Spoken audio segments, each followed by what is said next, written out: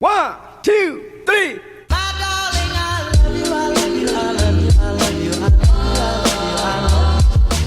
Hey guys, I've got a quick install today, and this time for something that I already have a solution for my 22 Repsol-themed Grom, as well as my wife's yellow stunt Grom, but it's something that I wanted to check out, so I figured I'll go ahead and install it on both bikes and see how it looks, give you my opinions, and then when I'm done with it, I'm going to give it away. So what this is a Fender Eliminator Kit, and I think one of the ugliest things on the stock Grom is the stock fender.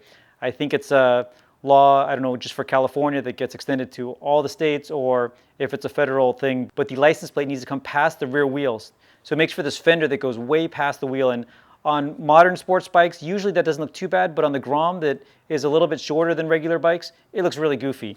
Anyway, it's one of the first things that I change on almost every single bike that I buy, and Kemimoto now has a solution that is pretty inexpensive and I think is going to look pretty neat. So let me open this up, show you what it looks like, and then I'll try it out on this bike where I'm running the TST solution, and then I'll try it out on the stunt Grom where I'm running the Yoshimura solution and show you how they look in comparison. Okay, so first a quick unboxing.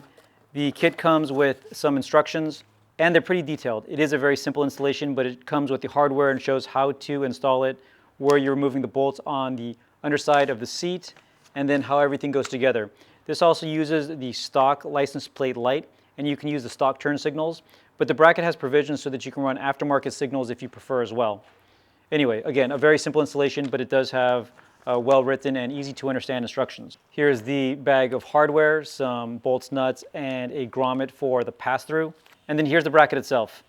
It has a really nice finish, looks very sturdy. And again, provisions for different lights or other accessories that you may want to run on the sides.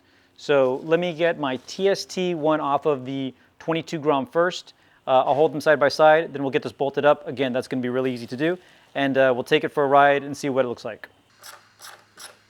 Okay, so I have the TST one off temporarily. Let me throw the Kemimoto one onto the bike. And installation for this, again, if you're running the stock signals, you'll go ahead per the directions and mount them on the sides, as well as the license plate light that goes right here on the back. And this is where you use the grommet to feed the wires through, and then you bolt your license plate here.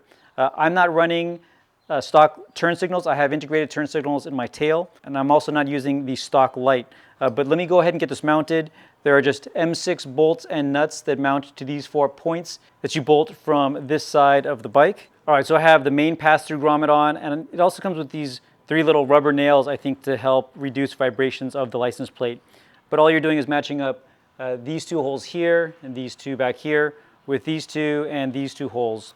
So using the supplied hardware, I'm just going to get the bolt coming up through here and then do a washer and a nut on all 4, and it should be secure.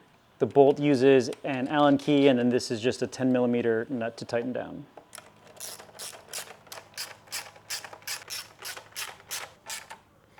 All right, and that's all there is to the actual mounting of the equipment. Again, if you're running the license plate light or turn signals, you'll also have the wires run through this hole here and then plugged into your harness. But let's take a look at what it looks like from the underside and then around the bike. So yeah, a really good looking solution, and if you are running the stock turn signals, they're going to be a lot closer in than they are stock, because usually they come all the way out here. Plus, if you're running something aftermarket and smaller, I could probably use these dual cans and get away with something small poking out here if I wasn't using an integrated taillight. But pretty clean solution for the heck of it. Let's go for a quick ride.